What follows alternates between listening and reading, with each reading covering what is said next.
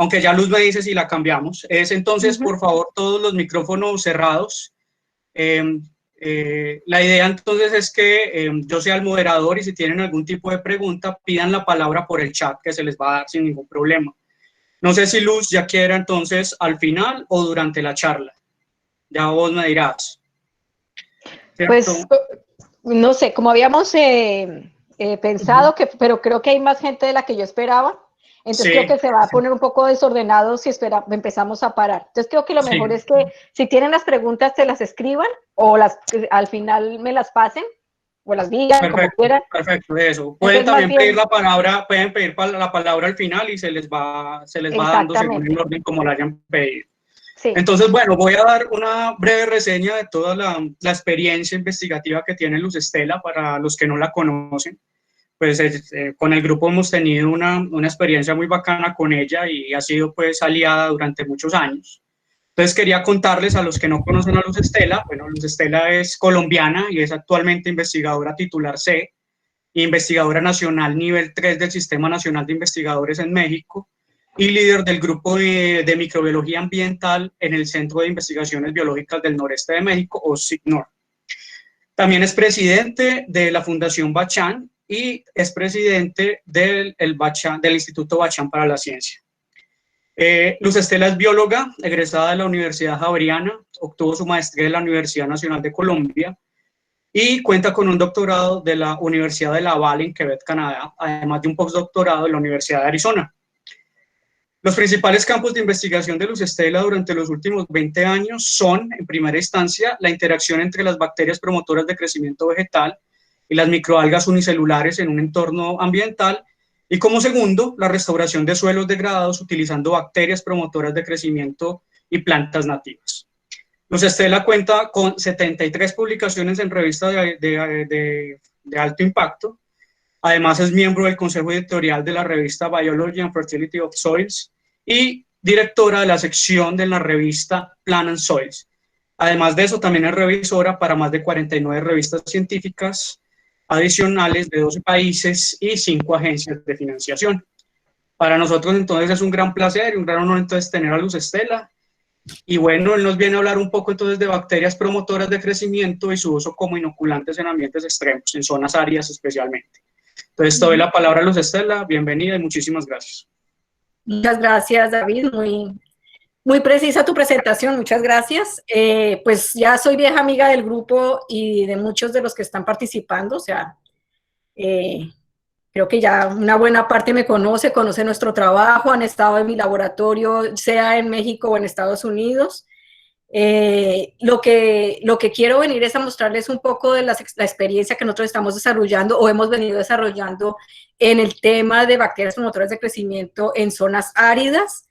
Voy a empezar a compartir pantalla y como decía David, o sea, inicialmente había pensado yo, porque pensé que era un grupo más pequeño, que podíamos hacerlo más interactivo, pero creo que con esa... que en este momento pues no sería muy eficiente hacerlo así. Entonces lo que sí les pido es que a todas las preguntas y comentarios y todo, pues al final para que lo hagamos más dinámico, digamos, y más de discusión y todo, pues porque creo que hay muchas cosas de las que podemos discutir, experiencias conjuntas y cosas de ese tipo.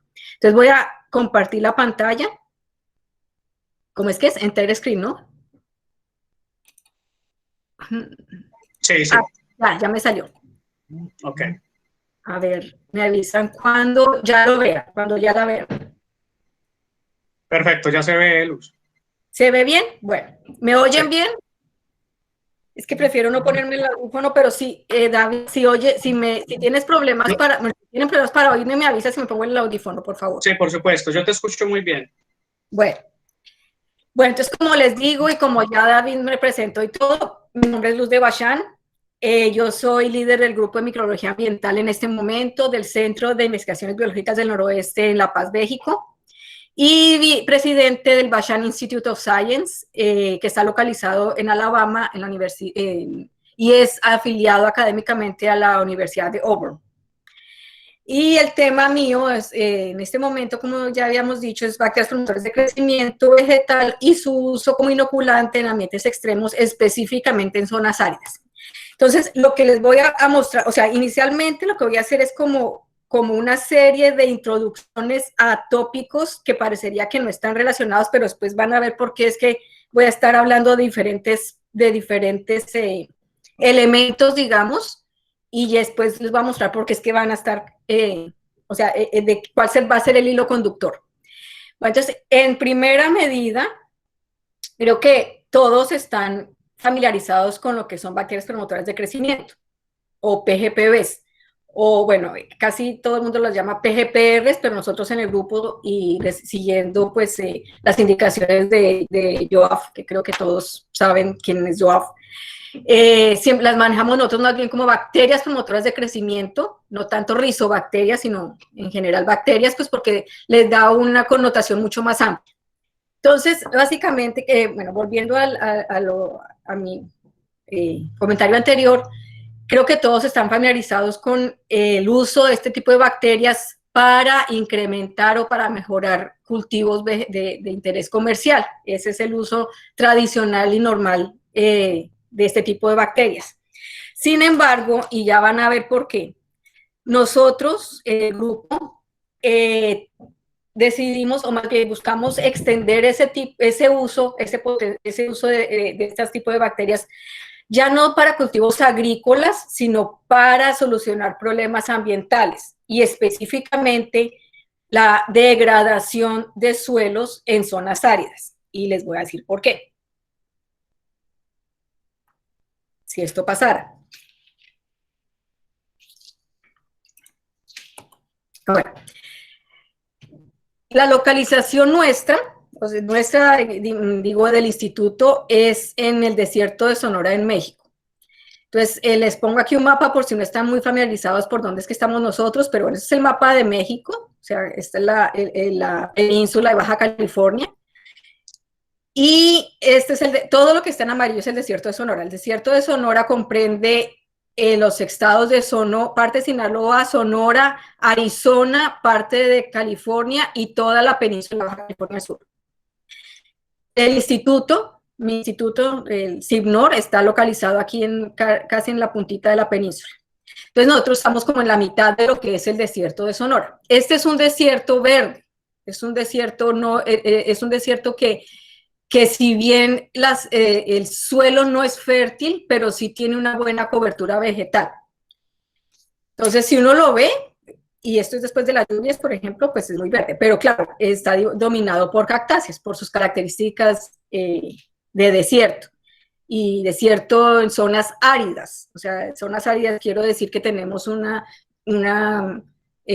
concentración de lluvias normal, más o menos 150 milímetros por año, o sea, casi nada. Y eso dependiendo de si hay eventos de huracanes. Si hay huracanes es un poquito más, y si no hay huracanes, pues ese es el máximo. Entonces, esa es la característica fundamental, que somos un desierto en una zona árida.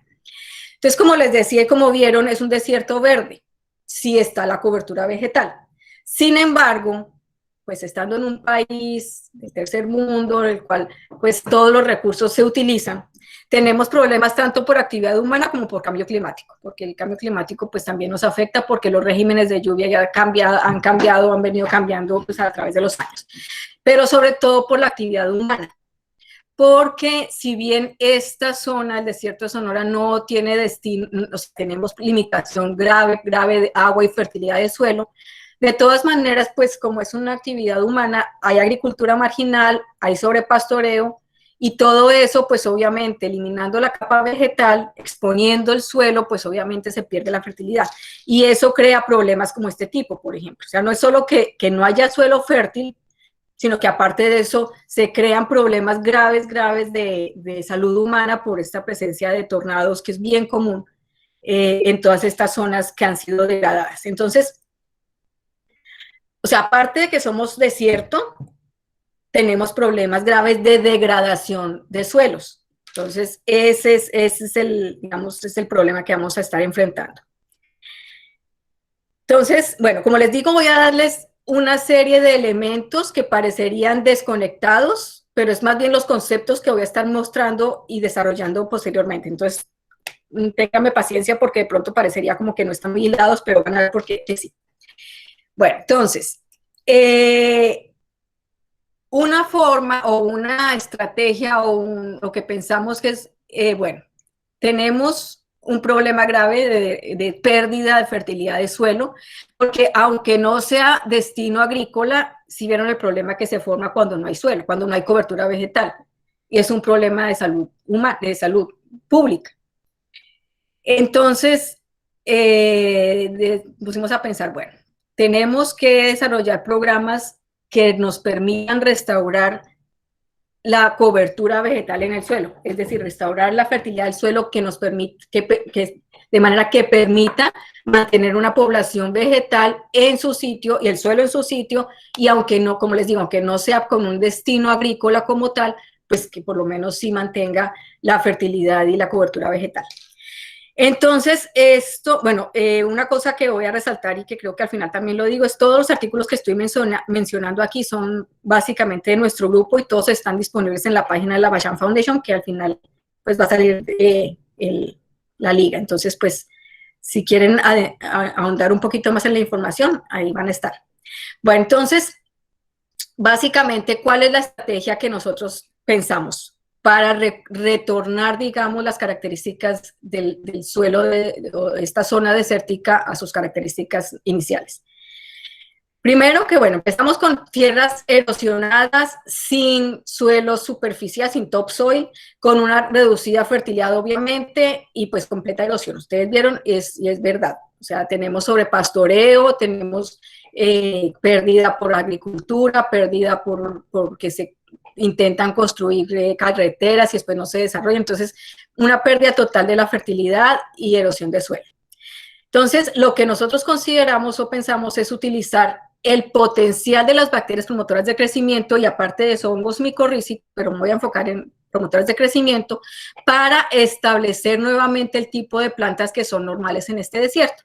Entonces, tenemos, las primeras serían anuales, que, digamos, detendrían de en primera instancia la erosión del suelo.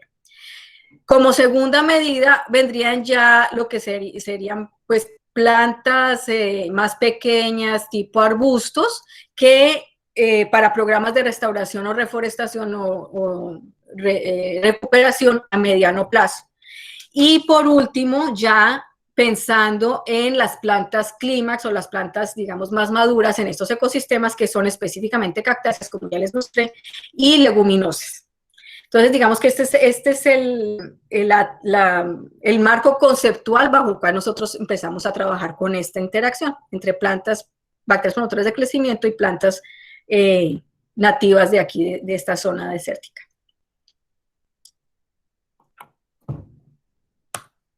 Lo que pasa es que mi computadora no pasa muy rápido.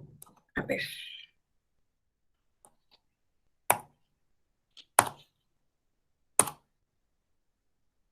Ni rápido ni lo...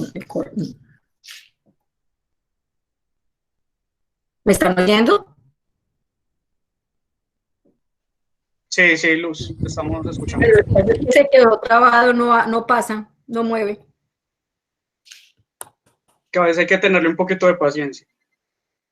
Pues mucha, sí. A ver, sí,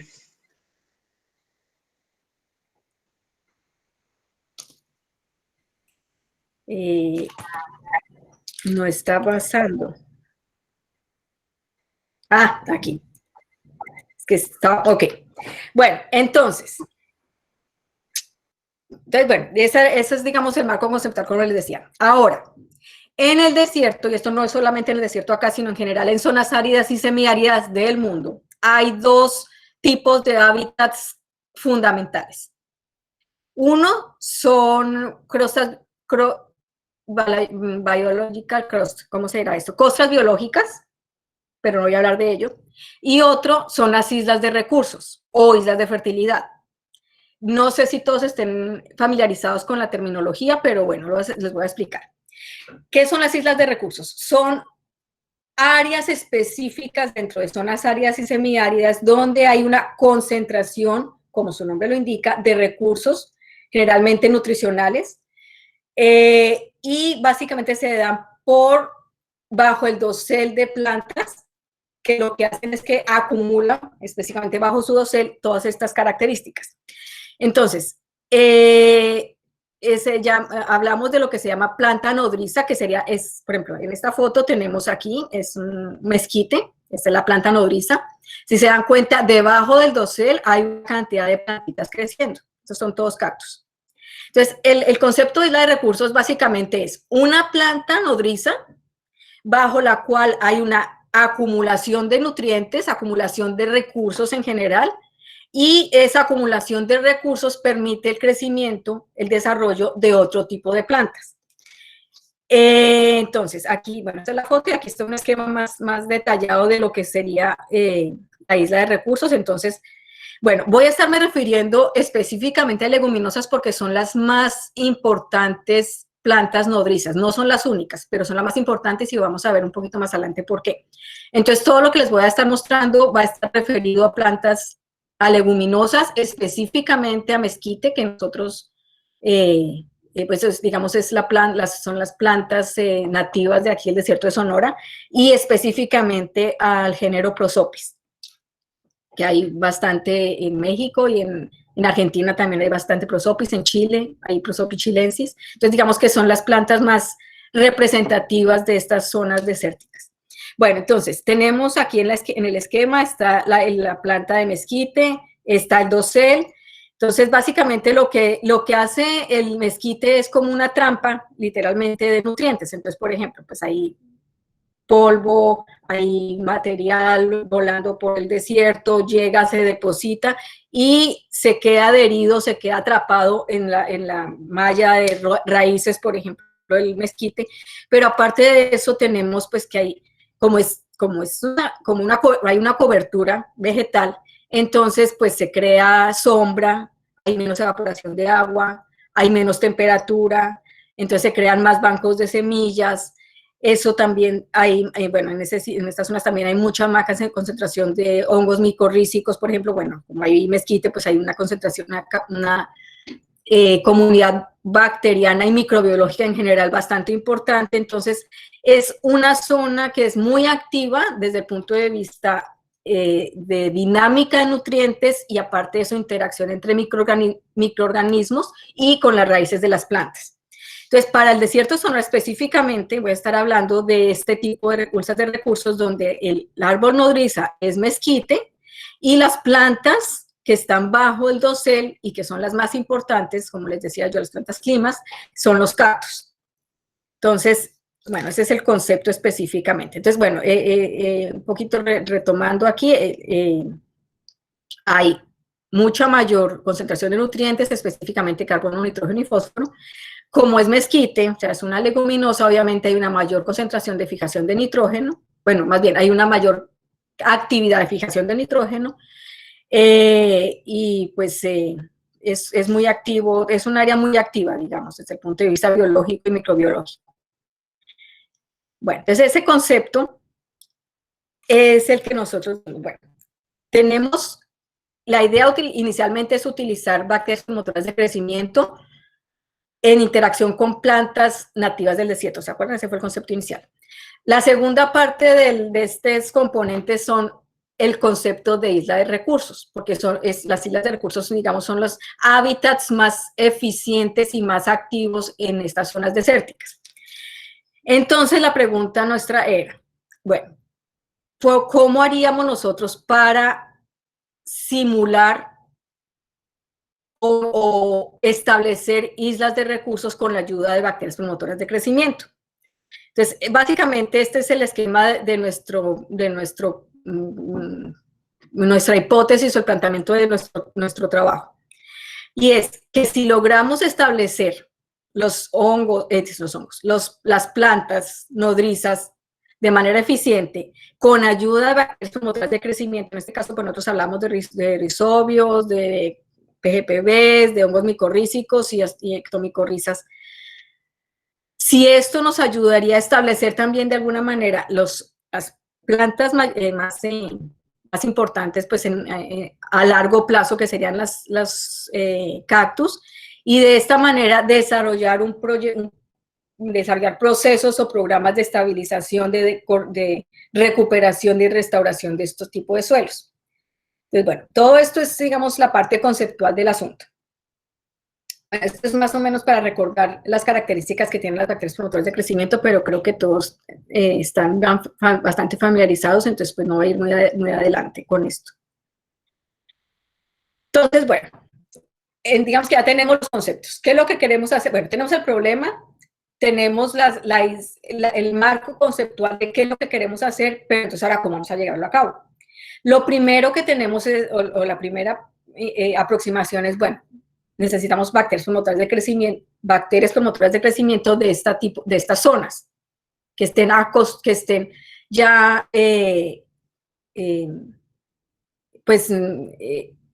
aclimatizadas, bueno, que tengan las características necesarias para enfrentarse a estas condiciones de temperatura, de baja disponibilidad de agua, de irradiación, que son extremas.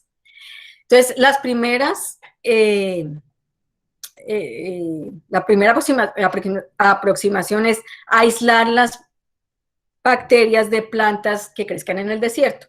Y nosotros en el desierto aquí tenemos una característica bien interesante con las plantas, específicamente cactáceas, y es que son también intemperizadoras de roca. Casi todas las cactáceas, al menos en el desierto de Sonora, intemperizan roca, es decir, degradan la roca y crean suelo nuevo. Entonces, eso fue un trabajo muy largo de varias tesis que se desarrollaron durante los años, y era ver de qué manera las bacterias asociadas a rizósfera y endófitas de diferentes tipos de cactus, de cactáceas, aquí en el desierto de Sonora, permitían el establecimiento de estas plantas en rocas en ausencia de suelo. Entonces, por ejemplo, este es un ejemplo, es el cardón, se llama cactus cardón, la especie es Pachyserium springli, es el cactus más grande y más masivo del mundo, es más grande aún que el saguaro en Arizona, y básicamente empieza su vida en un pedacito de roca. Entonces, si uno corta aquí un pedazo de roca, lo que ve es, esta es una planta pequeña, pero las raíces son bien distribuidas en la roca, y haciendo un análisis profundo, tanto de rizoplano como endófitos, encontramos que hay una gran comunidad bacteriana que está acoplada, condicionada a estas condiciones extremas de, como les digo yo, sequía, temperaturas extremas, irradiación, y proporcionarle a la planta nutrientes suficientes para que ella se establezca. Entonces quiere decir que son bacterias que tienen capacidad realmente promotora de crecimiento. Entonces esa es, digamos, la primera aproximación de dónde nosotros aislamos bacterias promotoras de crecimiento. Entonces, bueno, rizoplano o endófitas de cactus. Entonces, bueno, este es el ejemplo de cactus más grande del mundo, que es el cardón. Ahora, también tenemos la misma con el cactus más pequeño, que es Mammillaria, y es exactamente lo mismo. Lo que pasa es que pues aquí no es tanto el volumen del cactus como tal, sino la cantidad de cactus. Pero, o sea, el cactus es así de pequeñito, además aquí está en 5 centímetros, y básicamente es lo mismo. Ellos se establecen en roca pura, pero tienen la capacidad de degradar la roca y poner a disposición de la planta todos los nutrientes, minerales y elementos necesarios para que ella se establezca y crezca, y de paso crear suelo nuevo. Entonces, de estos dos tipos de plantas, tanto de cactus como de Pachyserium como de Mammillaria, es que nosotros hicimos todo el aislamiento de las bacterias promotoras de crecimiento, porque como les digo, asumimos, o la hipótesis es que si son capaces de permitir el crecimiento de cactus en estas condiciones, obviamente van a ser capaces de tener, o sea, básicamente tienen las capacidades promotoras de crecimiento para ser utilizadas en este tipo de programas de restauración de suelos en estas zonas áridas. Entonces, efectivamente, bueno, aislamos, como les digo, tanto endófitas como de rizósfera. Tenemos en el momento, hay muchas más, pero no están todas identificadas, pero tenemos en nuestro cepario Bacillus pumilus, Bacillus subtilis, Bacillus megatherium, Panebacillus chitinolíticos, Citrobacter, Enterobacter, Sakazaki, Azotobacter vinelandi y Pseudomonas putida. Entonces, digamos que ese es el arsenal de bacterias promotoras de crecimiento de este tipo de, bueno, aisladas en estas zonas que tienen características, o sea, son bastante resistentes, son realmente bien, pues como dicen aquí en México, aguerridas estas bacterias. La más importante en este momento y la que más estamos utilizando nosotros es Bacillus pumilus, porque realmente tiene capacidades promotoras de crecimiento bien importantes. Bueno, entonces ya tenemos, retomando, tenemos el problema, tenemos el marco conceptual que queremos desarrollar, tenemos las bacterias que queremos estar utilizando, ahora, ¿cómo lo vamos a utilizar? Entonces, creo que todos o una gran mayoría de ustedes están familiarizados con la forma en la cual nosotros trabajamos las bacterias promotoras de crecimiento. Durante los años, bueno, iniciando los años 80, Joab ha estado o estuvo desarrollando, o sea, como parte como de su propósito de vida, fue el desarrollo de inoculantes bacterianos. O sea, la idea es que la mejor manera, más eficiente y más apropiada de liberar bacterias promotoras de crecimiento es mediante inoculantes. O sea, no ir a echar las bacterias directamente al piso, al suelo, sino desarrollar inoculantes que permitan que las bacterias tengan una ventaja a la hora de ser incorporadas en el suelo. Entonces, bueno, esto es, si alguien está interesado, está esta revisión del 2014, pero básicamente creo que una buena parte de ustedes saben que nosotros nos dedicamos específicamente al desarrollo de inoculantes poliméricos con base en esferas de alginato, tanto secas como húmedas, pero básicamente me voy a enfocar específicamente al desarrollo de las esferas secas. Entonces, lo que nosotros hacemos es mezclamos nuestras bacterias, las bacterias que vamos a estar utilizando en los procesos de restauración. Este es el proceso de desarrollar las esferas, o sea, mezclamos el cultivo bacteriano con, como les digo, la base es alginato, entonces con el alginato hacemos como un spray en una mezcla, en una solución de cloruro de calcio, y de esa manera creamos estas esferitas. Esto es lo que nosotros llamamos microesferas de alginato. El tamaño de las microesferas, pues son micro, literalmente. Lo máximo más o menos son 100 micras. Así es como se ven, húmedas después de la preparación, pero nosotros no las utilizamos húmedas, nosotros las utilizamos secas para extender la capacidad de almacenamiento y que no tengamos que prepararlas y utilizarlas inmediatamente, sino que podamos preparar un buen set de inoculante y almacenarlo hemos almacenado hasta por un año, 2 años, aún teniendo una buena viabilidad. Entonces, bueno, aquí es un poquito más en detalle, así es como se ven. Este es el polvito, este es Azospirillum. Bueno, me faltaba decirles. Aparte de las bacterias promotoras de crecimiento que hemos aislado de las zonas áridas, que son las, digamos, las más adaptadas a esas condiciones, nuestro modelo de estudio siempre, bajo todas las condiciones, es Azospirillum, específicamente Azospirillum brasilense. Y hemos encontrado que es una bacteria que se adapta muy bien a estas condiciones también y hemos tenido muy buenos resultados. Entonces, parte de los resultados que voy a estar mostrando también son no solo con las bacterias aisladas de zonas desérticas, sino también con Azospirillum. Entonces, este es el polvito del Azospirillum.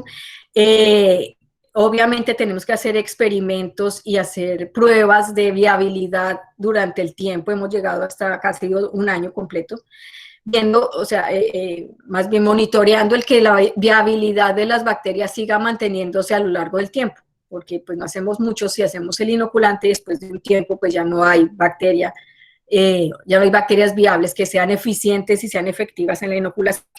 Entonces, esta es una figurita solo para explicarles cómo es que nosotros hemos hecho nuestro proceso, o sea, más bien, cómo es que nosotros desarrollamos los inoculantes para los programas de restauración nuestros.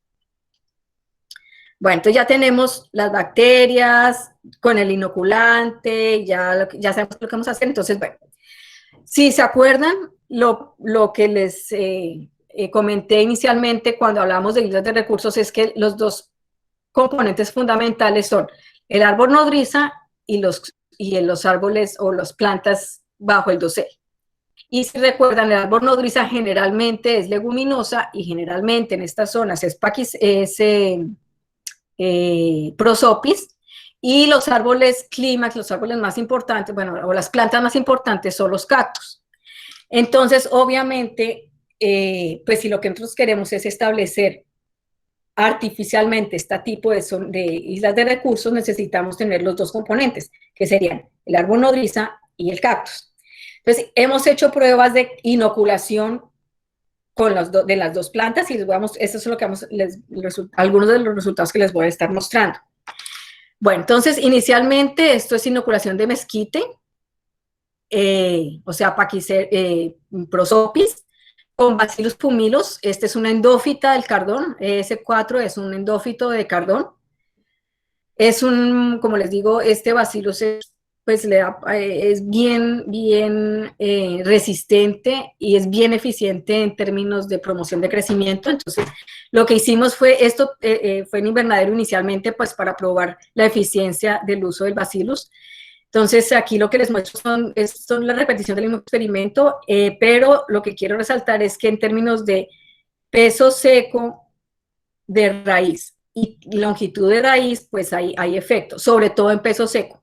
En longitud no es tanto, no es tan eficiente, o sea, la columna gris clara es la que nos muestra el efecto del bacilo sobre la planta, pero en términos de peso seco, o sea, de biomasa de raíz, sí es bien eficiente. Si se dan cuenta, hay un efecto clarísimo de la inoculación del Bacillus en términos de raíz de la planta. Y si recuerdan, una característica bien importante en islas de recursos es que la planta nodriza tenga una muy buena sistema radicular, porque es el que mantiene el suelo en su sitio y es el que es digamos, la trampa de nutrientes y de elementos que hace que la isla de recursos sea exitosa. Entonces, a la hora de la verdad, pues es importante que sea una planta que permita, que tenga un buen dosel, pero también, y aún más importante aún, es que tenga un muy buen sistema radicular, y eso lo logramos fundamentalmente pues con la inoculación.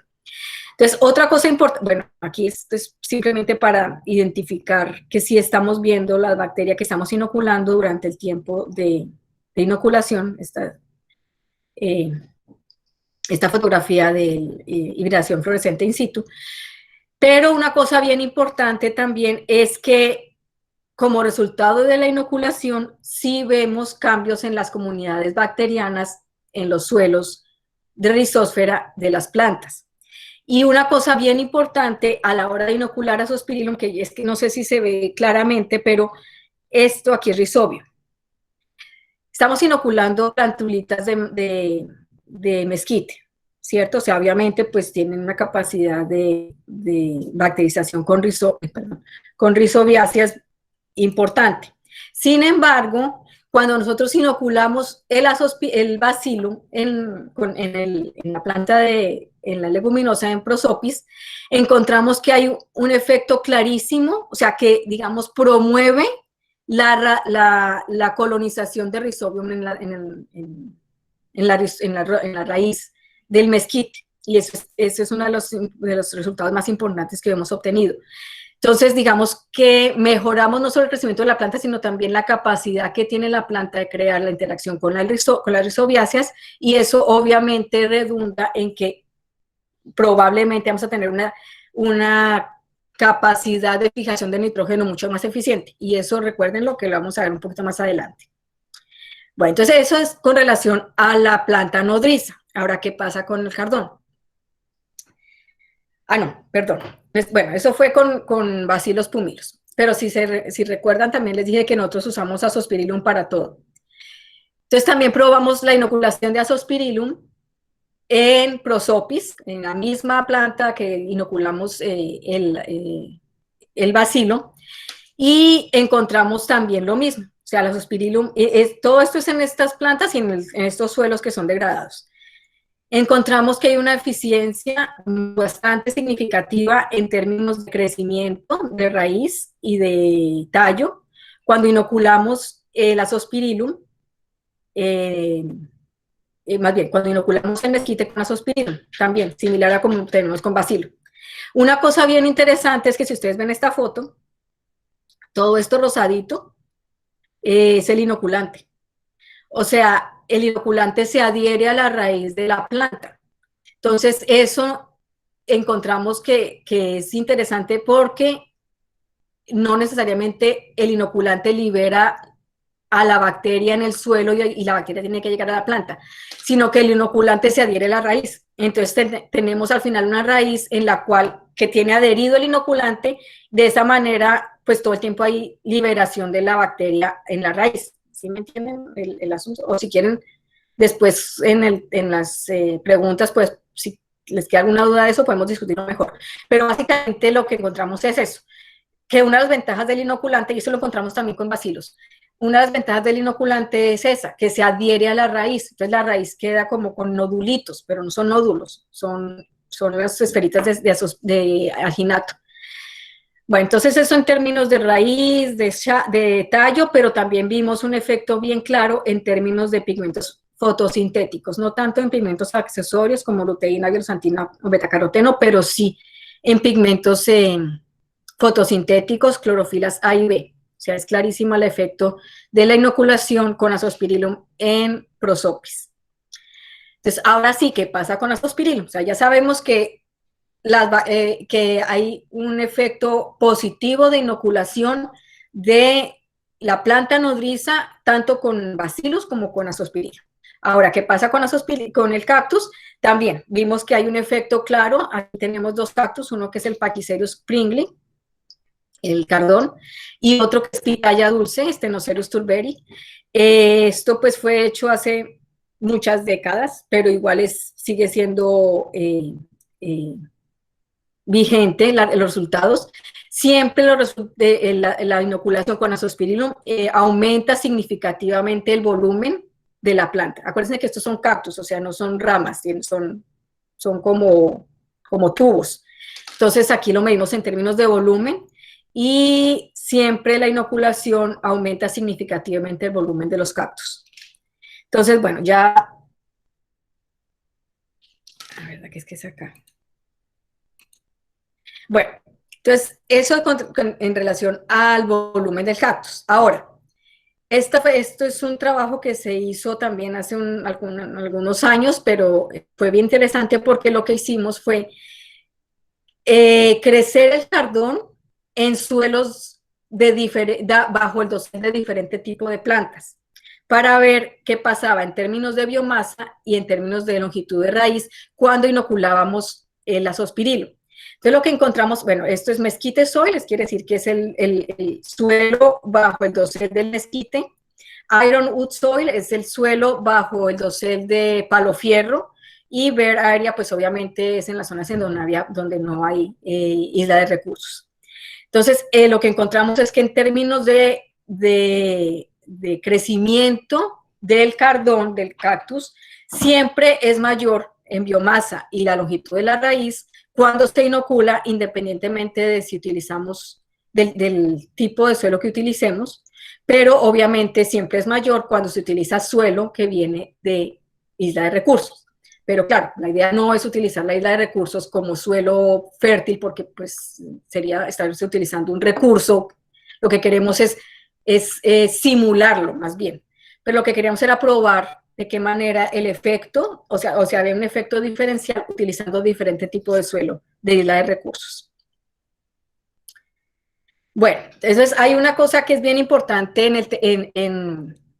en las características o en el funcionamiento de las islas de recursos y el por qué los árboles nodriza generalmente son leguminosas. Imagino que todos estarán familiarizados con la acidificación de la raíz, con la extrusión de protones en la raíz de las plantas. Entonces, si ustedes saben, pues la destrucción de protones les permite, es básicamente pues, el intercambio de elementos entre el citoplasma y pues, el exterior de la planta, o más bien de la célula. Y cuando hay una acidificación de la raíz, obviamente hay destrucción de, efectivamente, protones, y entonces hay una acidificación de la raíz. Y al acidificarse la raíz, ¿qué pasa? Pues que los elementos que no están disponibles, como el fósforo o el potasio, se liberan, porque acuérdense, siempre cuando hay una disminución del pH, hay una liberación de fósforo y de potasio generalmente. Entonces, la acidificación de la raíz se da en términos naturales muy eficientemente en leguminosas. Esa es una de las características por las cuales las islas de recursos generalmente son leguminosas, porque son mucho más eficientes en términos de utilización de nutrientes que hay, no están disponibles en el suelo. Pero si nosotros, aparte de eso, inoculamos la planta con Azospirillum específicamente, que se sabe que mejora o que incrementa la capacidad de acidificación, la bomba de protones en las raíces, pues eso nos permite un crecimiento mucho más eficiente, una utilización mucho más eficiente de elementos en la planta. Entonces, este es un ejemplo de esto. Bueno, aquí tenemos la planta inoculada con Azospirillum bajo diferentes condiciones. Generalmente el nitrógeno, la fuente de nitrógeno es la que define la eficiencia en la extrusión de protones. Entonces, si hay una fuente de nitrógeno en forma amoniacal o en forma de amonio, es mucho más eficiente que si la forma de nitrógeno es nitratos. Entonces, en esta figura se muestra la acidificación de la rizósfera cuando inoculamos, esto es específicamente en Cardón, cuando inoculamos Azospirillum y la fuente de nitrógeno es amonio o nitratos. Entonces, si ustedes se dan cuenta, la mayor acidificación se da cuando inoculamos la planta con Azospirillum y aparte de eso la fuente de nitrógeno es amonio. Cuando no hay inoculación o cuando se inocula y se utiliza solo nitratos, pues no hay mucha diferencia en acidificación. Entonces, en general lo que encontramos es que, y eso redunda en que haya una mayor biomasa de la planta, y en términos pues totales, como en este caso, y en términos de raíz, esto en términos de Azospirillum. Lo mismo hicimos con el prosopis, o sea, lo que hicimos fue inocular Azospirillum en el prosopis y ver qué pasa en términos de la fuente de nitrógeno, cuando utilizamos amonio o cuando utilizamos nitratos. Y eso es lo que encontramos, que esto es en la raíz de prosopis. Cuando utilizamos, bueno, la primera columna es no hay inoculación y las otras columnas son diferentes cepas de Azospirillum. Lo que encontramos es que obviamente la acidificación se da mucho más cuando la fuente de nitrógeno es amonio que cuando es con nitrato. Pero aparte de eso encontramos que efectivamente también prosopis, la raíz de prosopis se acidifica, la rizósfera prosopis se acidifica cuando inoculamos con Azospirillum. Entonces, bueno, digamos, eso ya... bueno, eso es con relación a los dos componentes fundamentales de las islas de recursos. Este es un extra, porque queríamos probar también un tipo de inoculante microbiano mixto, que es Azospirillum con microalga, utilizando el mismo suelo. Aquí no utilizamos ni prosopis porque básicamente lo que queríamos era probar el inoculante como tal en términos de qué pasaba con el suelo, en términos de calidad de suelo y en términos de actividad o comunidades microbianas en el suelo. Entonces lo que hicimos fue este inoculante mixto, microalga Azospirillum, lo mismo, se secó, así es como se veía, y lo probamos utilizando como planta modelo el sorgo. Entonces lo que encontramos es que efectivamente hay un mayor crecimiento en términos de raíz y de tallo cuando utilizamos este inoculante mixto, aún en comparación con el Azospirillum solo. O sea, es mucho más eficiente utilizar la mezcla de los dos microorganismos, pero también en términos de carbono microbiano. Por ejemplo, aquí la flecha nos muestra el efecto, es evidente cuando utilizamos Azospirillum con la microalga, y es similar con Azospirillum solo, pero en general utilizando lo que queríamos resaltar es que utilizando el inoculante, lo que logramos es aumentar el carbono microbiano en este tipo de suelos. Es el mismo suelo degradado que hemos estado utilizando tanto para el Cardón como para el prosopis. Bueno, y aquí comentamos un poco viendo qué pasaba cuando inoculábamos en la comunidad bacteriana de rizósfera, y también encontramos que hay un aumento, hay un cambio fundamental en la comunidad microbiana, pero también hay un aumento, bueno, básicamente dado por el aumento en la diversidad de la comunidad. Ese es pues el porqué. Bueno, entonces ahora sí, ya uniendo todo, les voy a mostrar el por qué hicimos, más bien, el resultado de todo lo que estuvimos haciendo utilizando la microalga, el inoculante, el cardón y las plantas. Entonces lo que hicimos fue, esto es un trabajo experimental que lleva en este momento casi más de 15 años. Utilizamos un área cerca al CIBNOR, es un área de la reserva forestal donde está ubicado el CIBNOR, que durante 25 años antes de iniciar la reforestación ya no había nada, no crecía nada porque había sido desmontada completamente y solo, pues como, o sea, si se quita la capa vegetal, pues no queda sino el suelo desnudo. Lo único que había era un pasto introducido, una maleza, pero no había realmente plantas, excepto uno o dos mezquites creciendo. Lo que hicimos fue tomar esta zona, limpiarla completamente del pasto invasor y hacer un programa de restauración utilizando lo que ya conocíamos, la leguminosa, el cactus, la inoculación con el Azospirillum y el Bacillus, la micorriza, y aparte de eso utilizamos algo de composta para mejorar la calidad de la materia orgánica en el suelo. Entonces, bueno, esto es simplemente un ejemplo de lo que hicimos. Utilizamos 3 diferentes tipos de plantas leguminosas, utilizamos mezquite y utilizamos otros 2 tipos de leguminosas, y sembramos, es una distribución de siembra bastante compleja, pero en estas fotos lo que quiero mostrarles es cómo ha ido evolucionando a lo largo del tiempo. Esta última foto fue 15 años después, ven cómo están los cactus, este es el mezquite, estos son los cactus debajo del mezquite. Bueno, entonces los resultados que voy a estar mostrando ahorita son básicamente de lo que hemos encontrado en esta zona. Bueno, durante 2.5 años, o sea, inicialmente lo que encontramos es que el crecimiento de los árboles de mezquite específicamente, pues responde clarísimamente a la inoculación con las bacterias, mucho más que con otros organismos. Pero aparte de eso, y este es un trabajo que se hizo 10 años después de la inoculación, si se acuerdan, pues una parte importante de nuestra idea de inocular las plantas era pues mejorar la capacidad de fijación de nitrógeno. Y bueno, claro, 10 años después, pues ya el inoculante hace rato que se ha ido.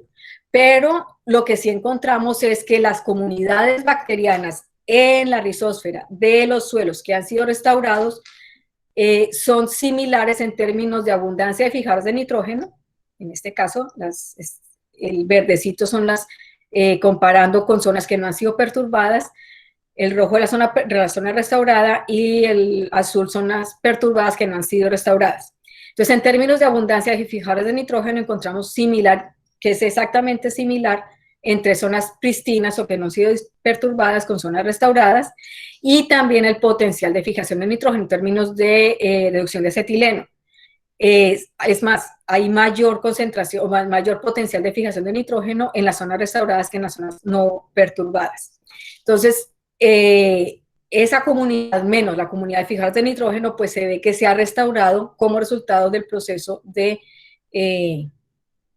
bueno, más bien se ha restaurado como resultado de este proceso. Ahora, esos son otros resultados que hemos estado sacando últimamente, entonces no están todavía publicados, pero bueno, son más o menos lo que hemos estado desarrollando.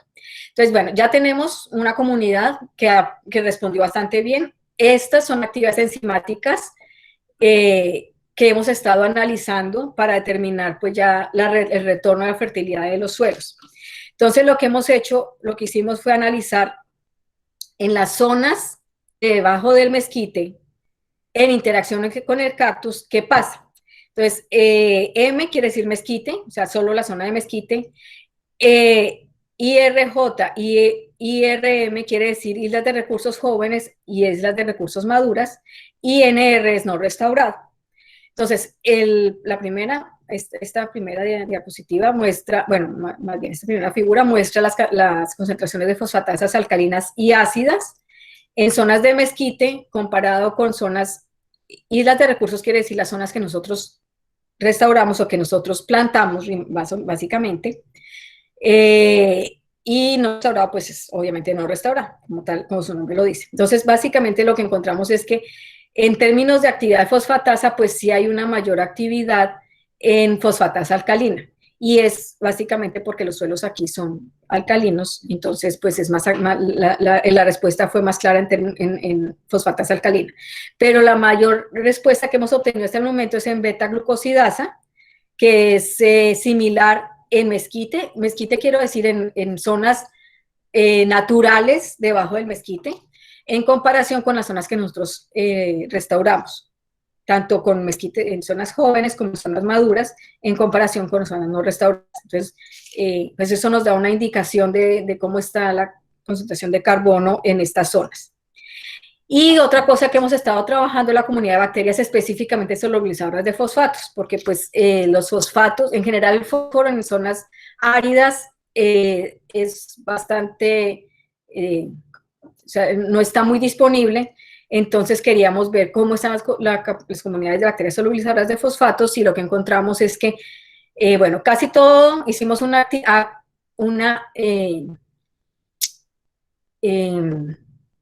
aislamiento de bacterias, aislamos unas 9 bacterias solubilizadoras de fosfato de estas zonas, de las raíces de los cactus en interacción con el mezquite.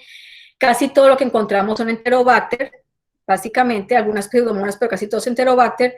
Probamos que obviamente todas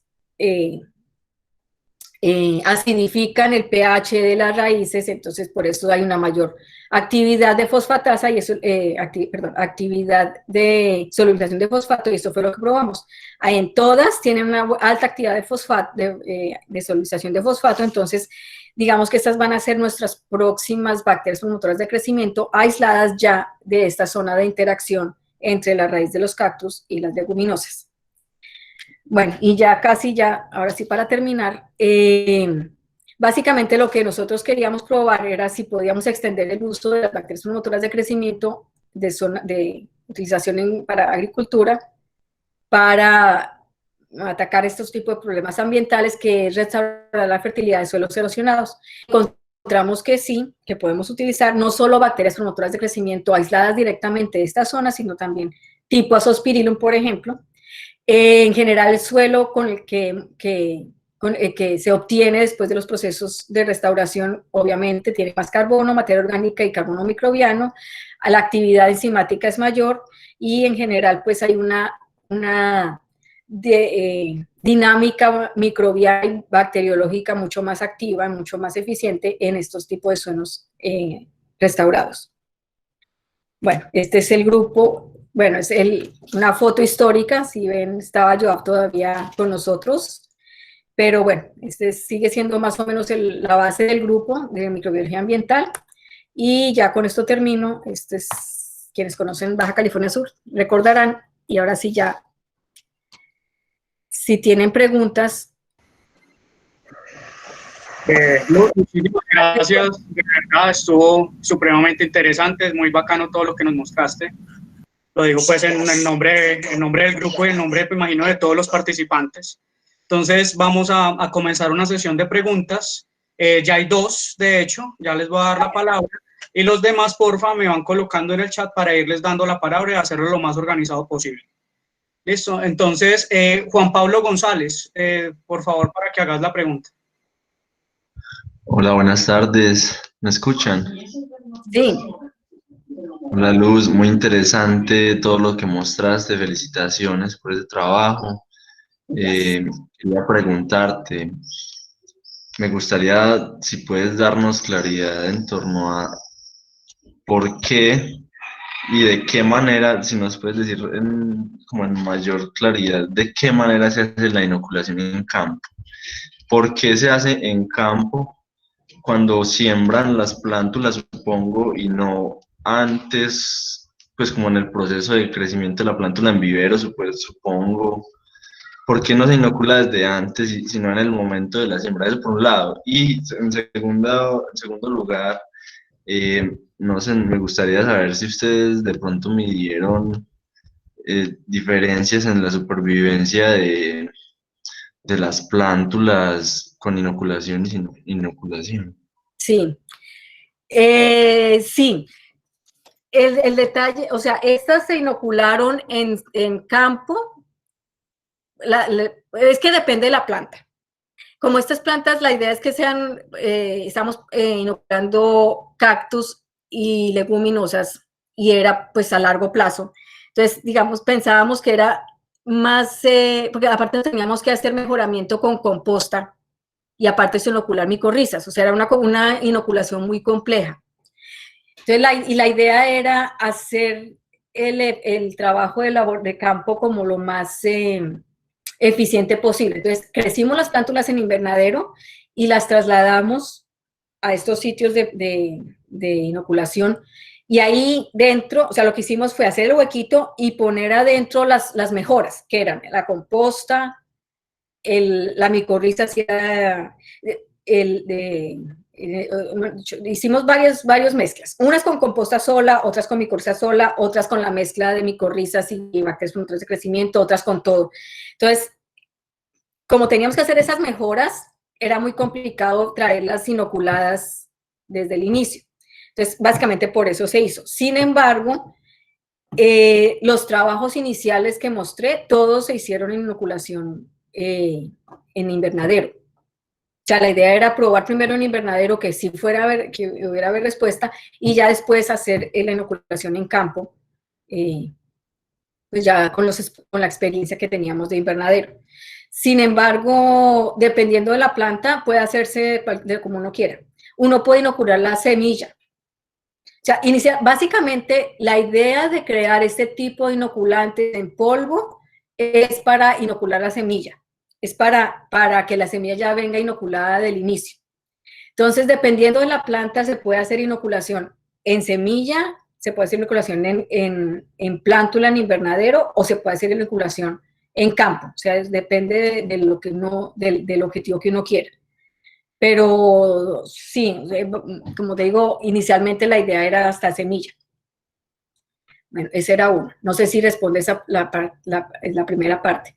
¿Cuál era la segunda? Ah, la supervivencia.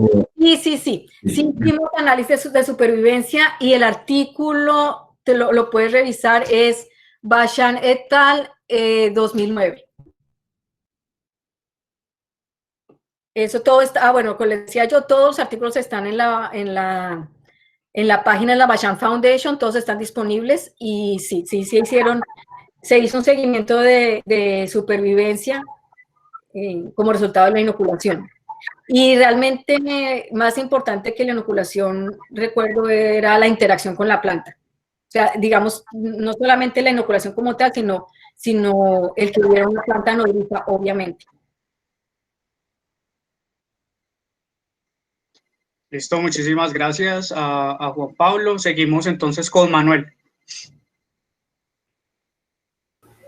Profe, bueno, profe, yo tengo una pregunta asociada a un tópico que usted tocó acerca de la conveniencia de utilizar cepas nativas aisladas, pues, a partir de las zonas áridas o desérticas en las que se están desarrollando el trabajo.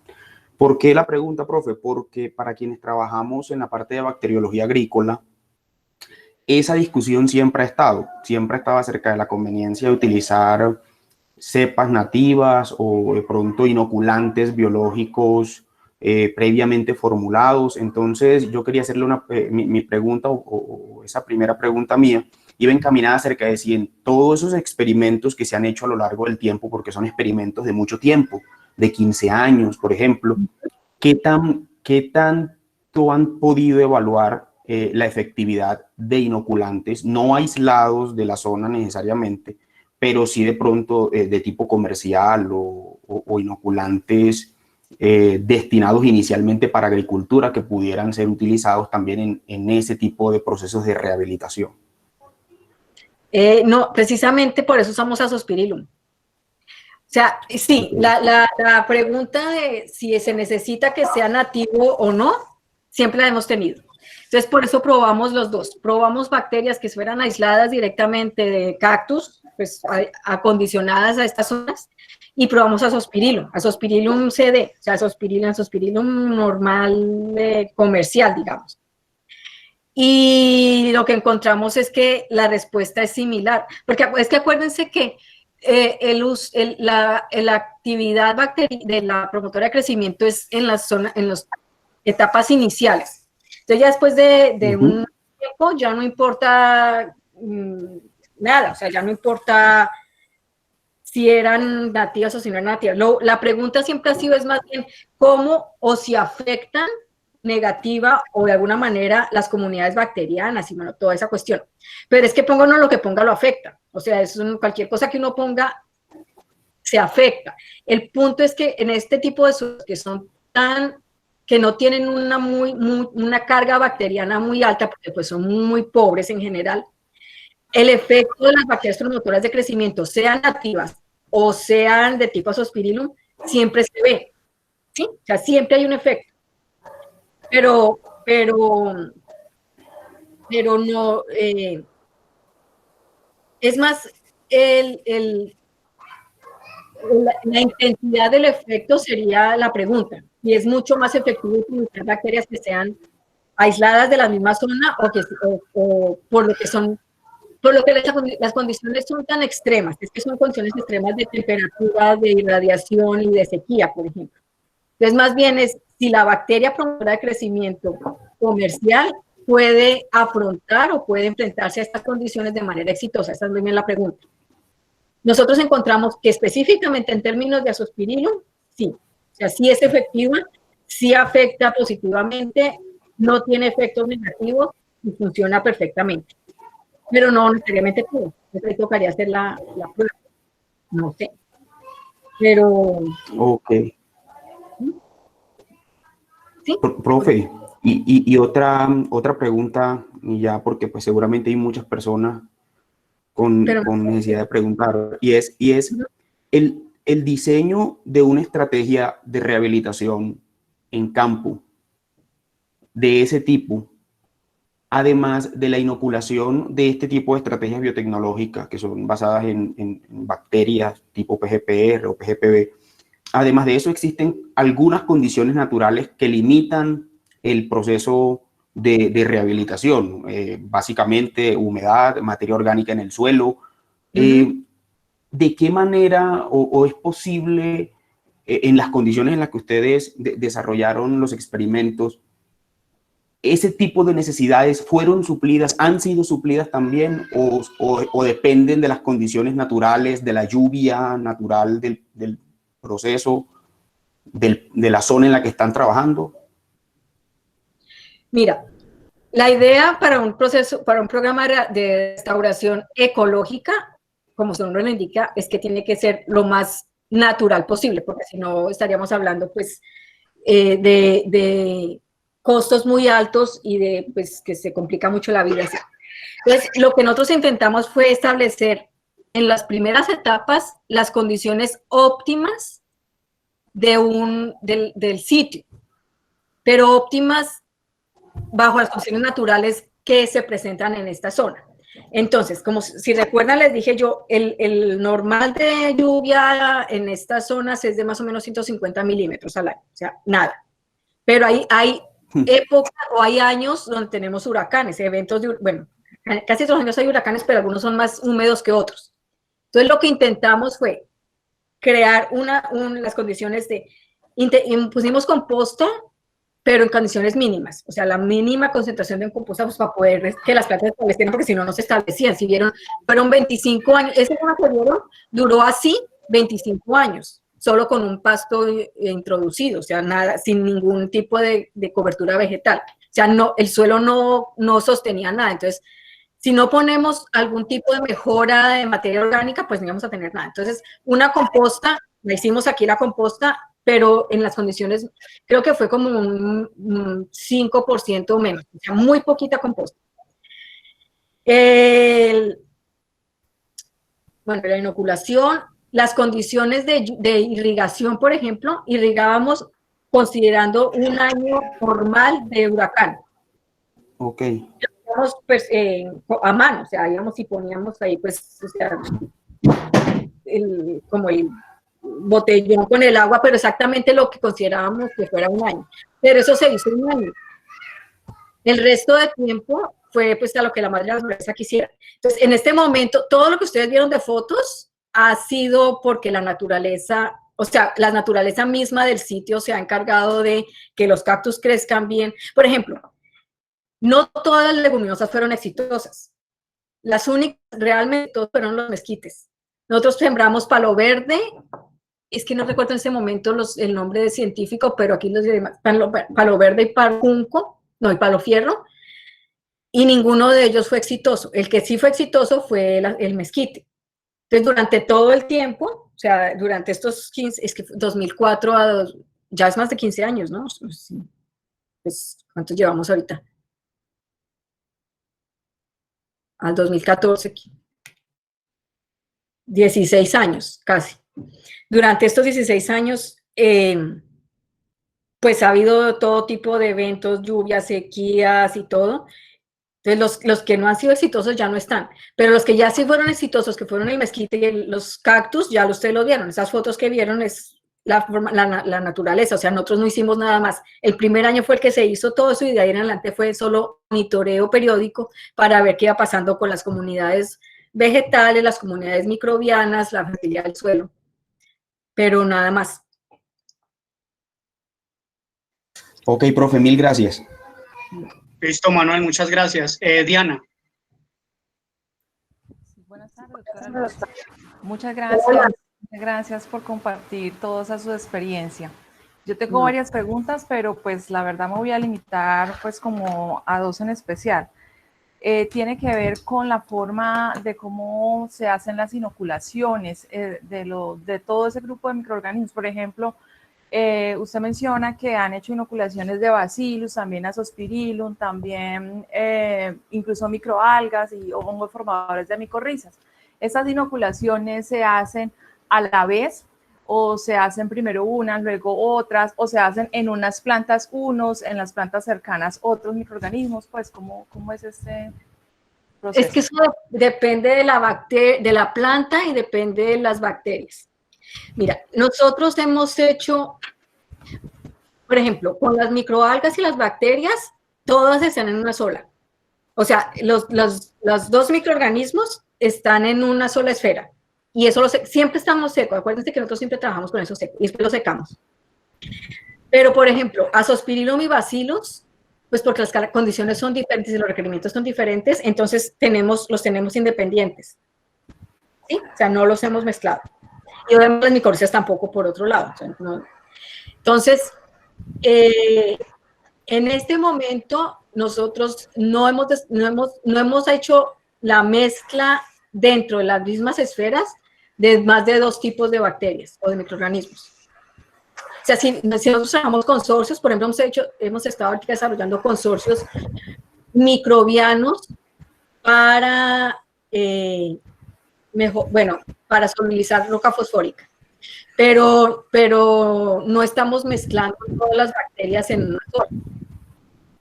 Sí hacemos el análisis de biocompatibilidad porque necesitamos saber que estén compatibles, pero no las hacemos porque cada una tiene un requerimiento de fermentación diferente. Entonces, se complica mucho hacer un paquete, digamos, en uno solo. Entonces, lo que hacemos es independiente y mezclamos el paquetico con todos los... ¿Sí me entiendes? O sea, independiente de esferas. Bueno, si viste, todos son esferitas, ¿cierto? Las esferitas de... Ok. Entonces, lo que hacemos es mezclar las esferitas de alginato de las diferentes bacterias, lo que quiero decir. ¿Me entiendes? Sí, señor. Porque de otra manera tendríamos que tener todas las bacterias en el mismo medio de crecimiento, o las mismas condiciones de fermentación, de crecimiento, y no todas las bacterias tienen las mismas necesidades, requerimientos nutricionales, tiempos de crecimiento. ¿Sí me entiendes el problema? Entonces, en este momento no lo hacemos, pero esperamos en algún momento poder tener el consorcio completo ya en una sola, pero pues no lo hemos logrado en este momento. Entonces, lo que hacemos es eso, hacemos independiente y hacemos las mezclas de los esferitos. Pero se inoculan a la vez. Sí. ¿Y la segunda? ¿Ah? Y la segunda pregunta tiene que ver, doctora, con algo similar, y es si han hecho estudios del efecto de un género bacteriano sobre el otro. Por ejemplo, si las cepas de Bacillus han tenido efectos sobre Azospirillum o sobre la colonización de hongos. Sí, siempre hacemos análisis de biocompatibilidad. O sea, antes de desarrollar cualquier tipo de mezcla, siempre hacemos análisis de biocompatibilidad entre las cepas. Porque no hacemos mucho si ponemos 2 cepas y resulta que una ya no funciona porque está con la otra. Entonces, siempre hacemos análisis de biocompatibilidad, que no haya ningún tipo de efecto negativo o competencia o antagonismo. Entonces, eso siempre lo hacemos. Bueno. Doctora, muchas gracias. No, nada. Listo, Diana, muchas gracias. Nelson Valero. Buenas tardes Hola. a todos. Luz Estela, buenas tardes. No había saludado antes para no interrumpir. No, sí, tiempo también. Sí, muchas gracias por la actualización, estuvo muy buena. Pues yo quería más que, bueno, una pregunta y un aporte. Nosotros, bueno, tú has ido a Riohacha, ¿verdad? Sí. En La Guajira. Sí. Nosotros allí estamos trabajando el efecto de la combinación de bacterias promotoras de crecimiento y ácidos húmicos, pues la fracción de ácidos húmicos ya purificados, no como acondicionador de suelo, sino como un fitoestimulante. Y el efecto sinérgico entre aplicar la bacteria sola o en conjunto con el ácido húmico. Trabajamos con especies pues de interés en seguridad alimentaria. Dentro de eso, pues hace un tiempito, haciendo un ensayo con un frijol pues muy adecuado a las condiciones de aridez de La Guajira, encontramos que inoculamos con Bacillus micoides, y Bacillus micoides estimula la nodulación espontánea de ese frijol, pero sin inocularlo con Rhizobium. Es decir, de alguna manera favorece que la población de rhizobios que está por ahí en el suelo, sin necesidad de inocular, pues incrementa bastante la nodulación. Pero encontramos es que Bacillus micoides lo inoculamos en la rizósfera, bueno, en el suelo, y está endófito en el nódulo junto con Rhizobium. Entonces, bueno, como un aporte sobre lo que nos mostrabas del efecto en la nodulación, que nosotros también lo encontramos con Bacillus micoides, y encontramos que el tratamiento de fitoestimulación de las plantas solamente con aplicación de ácidos húmicos, pues mejora el desempeño del bioinoculante de Bacillus micoides. De alguna manera, me imagino yo que la proliferación de raíces o la estimulación de más exudados gracias al efecto de los ácidos húmicos favorece la comunicación planta-bacteria y la superficie de contacto entre las bacterias, y ocurre un mejor desempeño del inoculante. No se evidencia tanta inconsistencia entre los ensayos de laboratorio y el resultado en campo. Pero entonces, cuando hacemos una coinoculación en ciertas cantidades, el efecto parece ser un poco antagónico. Entonces mi pregunta iba a eso, si ustedes han detectado o ensayado el efecto dependiendo de la concentración de bacterias que van en las perlas o de la cantidad de perlas que se ponen en los tratamientos. Sí. Cuando hablas de coinoculación de más de una cepa. Dime. De más de una cepa. Sí, no, y con la cantidad, digamos, con la cantidad de microorganismos efectiva que va inoculada Sí, sí hemos encontrado, o sea, hay una concentración óptima y hay una concentración que ya es, ¿cómo se dice eso? Pues deleteria para, mira, más de 10, bueno, la óptima es entre 10 a la 6 y 10 a la 8, de cualquiera. Ya más de eso, ya encontramos que hay efecto antagónico entre la cepa que pongamos. Entonces, poner más no quiere decir más. Poner más bacterias no quiere decir que va a ser más eficiente. El óptimo a la hora de la verdad que hemos encontrado en términos pues, de que nos da la mejor resultado con la menor concentración bacteriana, eso es 10 a la 6. Entonces, sí. ¿Y en qué cantidad de perlas, o sea, qué cantidad de perlas en 10 a la 6 se eso están depende inoculando? Pero es que ahí sí depende de cómo esté concentrada la perla. O sea, depende de la preparación de la perla, porque dependiendo de lo concentrado que esté el medio de crecimiento, es lo que te va a dar la perla. ¿Sí me entiendes? Entonces, sí, claro.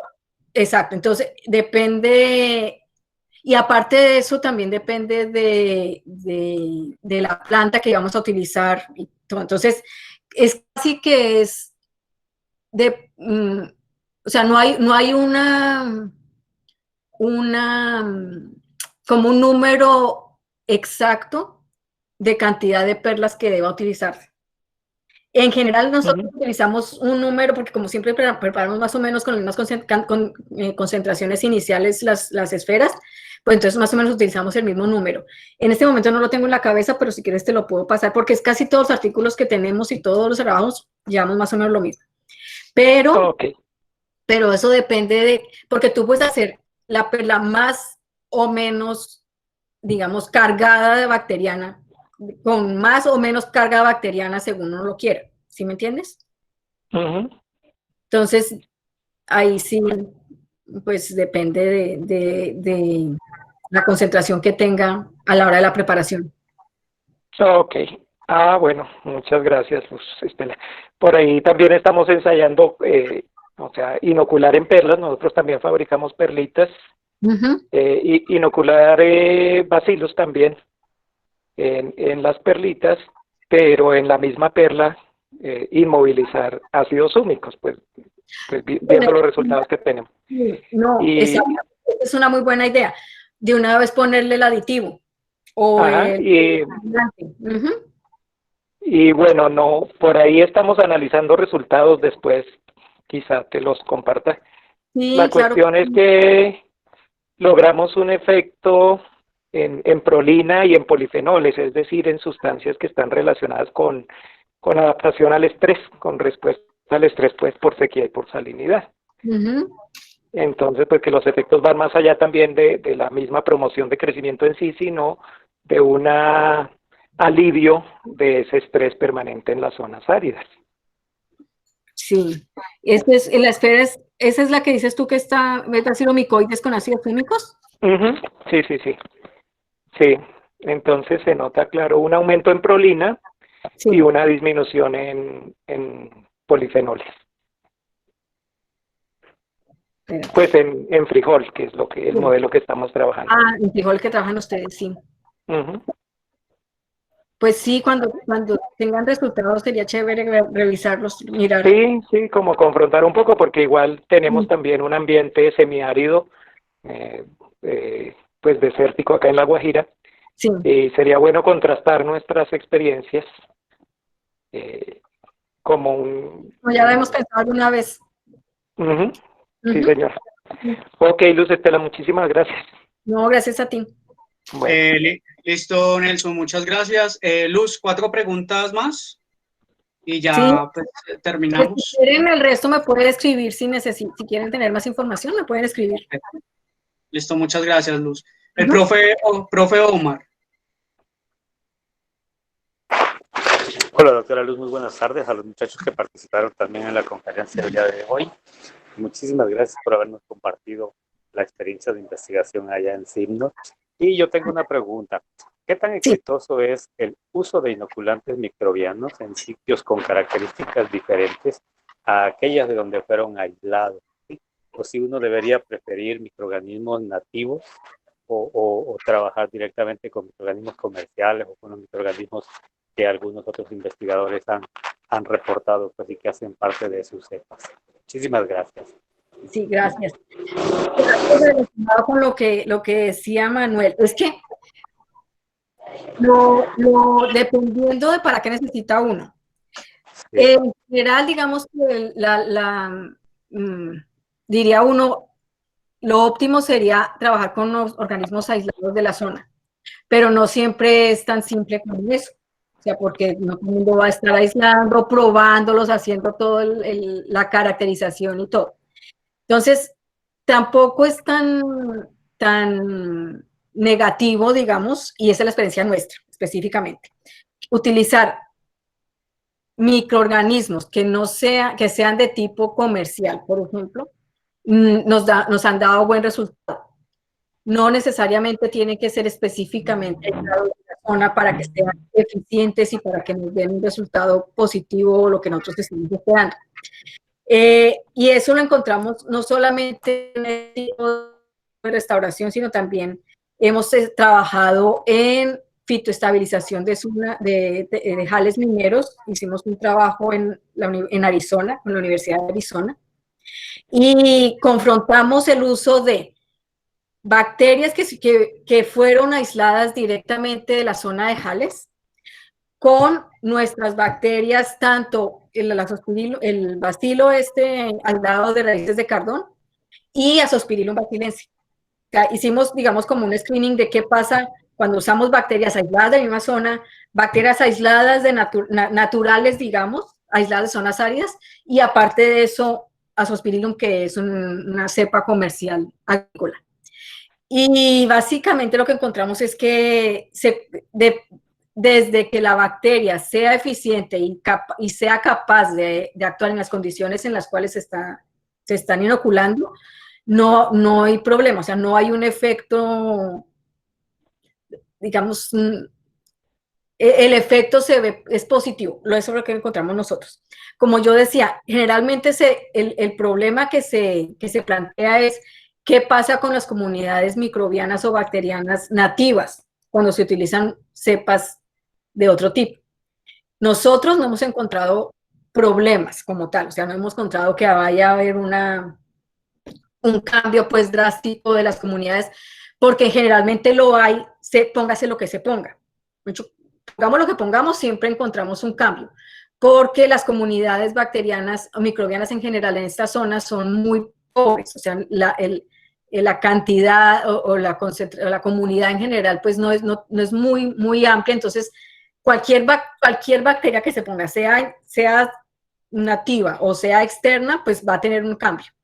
Pero nunca ha sido siempre es una cosa transiente, nunca es no es un problema no es un cambio que se mantenga pues ya definitivamente, sino que es como un efecto inicial transitorio y luego pues, el sistema se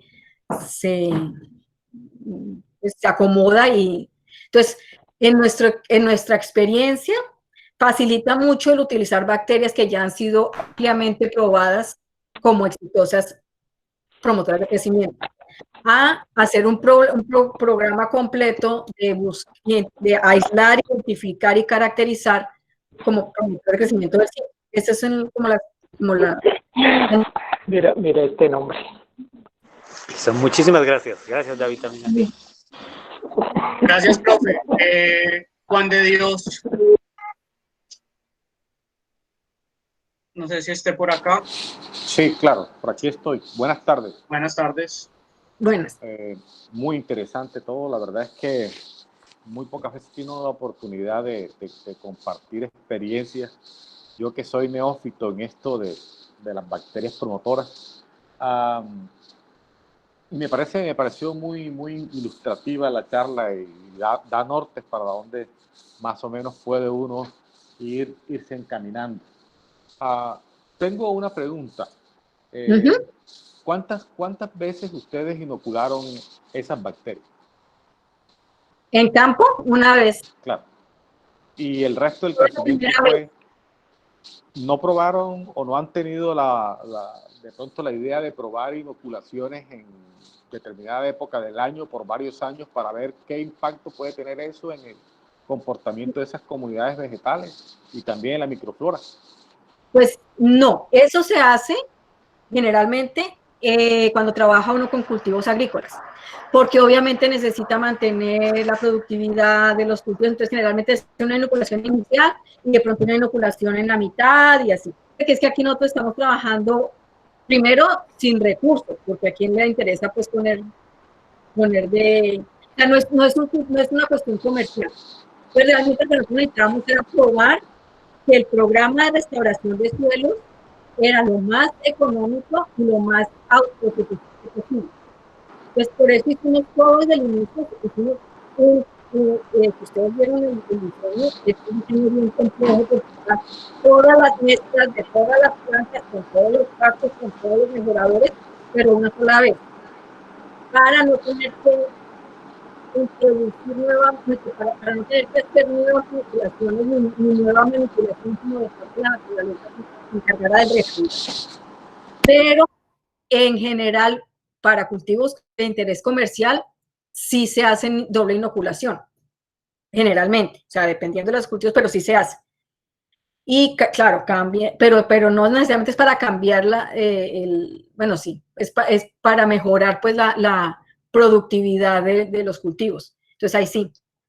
Pero nosotros no por eso, pues porque la idea era básicamente pues hacer lo más natural posible y por eso tampoco irrigamos más de un año, nada. O sea, dejamos que la naturaleza se encargara del resto.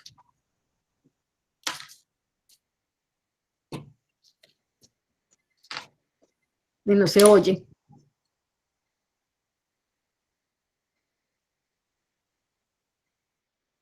No se oye.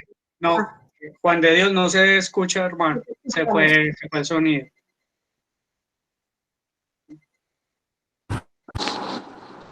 Ya. Listo, gracias. No. Oh, ok, listo. Bueno, ya César Augusto Colorado creo que salió, pero voy a fijarme acá. Por eso me tengan alguna otra cosa, pueden escribir. Sí, salió Luz, entonces la última pregunta para Dorcas. Hola Luz, gracias por la conferencia, bien interesante. Luz, te comento una cosita, en el pasado congreso de biotecnología y bioingeniería acá en México, una de las conferencias hablaba precisamente de varias zonas desérticas y en proceso de desertización acá en México, en donde se estaban haciendo rehabilitación ecosistema en esos ambientes. Y uno de los puntos que tocaron fue problemas con fitopatógenos. ¿Tú has tenido esa dificultad y en caso tal de que sí, tus consorcios microbianos han ayudado en este proceso? Y la segunda pregunta es, dentro de tus consorcios, ¿han trabajado con hongos no micorrízicos? No. Bueno, primero con no, solo micorrizas. No hemos trabajado con, o sea, mi primera aproximación a los hongos fue contigo. ¿Ah, sí? Ok. Eso está bien. Bueno, ¿cuál fue la primera? Ah, de la zona, no, los fitopatógenos. No, y fíjate que eso es una cosa que fue una hipótesis de Joab bien interesante. No, tú sabes que Azospirillum es una especie que pues se utiliza bastante como para el control. Sí. La hipótesis de Joab era, nosotros nunca tuvimos problemas de patógenos de ningún tipo. Ya. Entonces la hipótesis de Joab era que al haber utilizado nosotros como inoculante Azospirillum, habíamos también pues digamos que proporcionado la resistencia de alguna manera de las plantas a los fitopatógenos, porque nunca tuvimos y nunca le hicimos ningún tratamiento ni nada. Entonces, ahora lo recuerdo y sí, eso nunca quedó escrito, pero yo me acuerdo que yo siempre discutía con otros, decía, pero es que es una cosa bien interesante que no tengamos ningún tipo de patógenos de nada, probablemente por haber utilizado como cepa inoculante azospirillum. ¿Sabes? No eches en balde de pronto dar a conocer esas experiencias que ustedes tuvieron con azospirillum, porque vuelvo y te digo, en ese congreso una de las mayores dificultades es en el establecimiento a nivel de las plantas bebé o plantas semillero, después cuando se llevan a sitio definitivo, tienen problemas de establecimiento precisamente por la aparición de fitopatógenos. Y fíjate tú que tú dices que de pronto azospirillum ayuda a esa resistencia, ¿no? Sí. Nunca lo probamos, es que ese es el punto, no tenemos datos y nunca lo probamos. Pero es que nunca lo probamos, o sea, lo que probamos es que no había. ¿Sí me entiendes? O sea, nunca hicimos un experimento para ver si era o si no.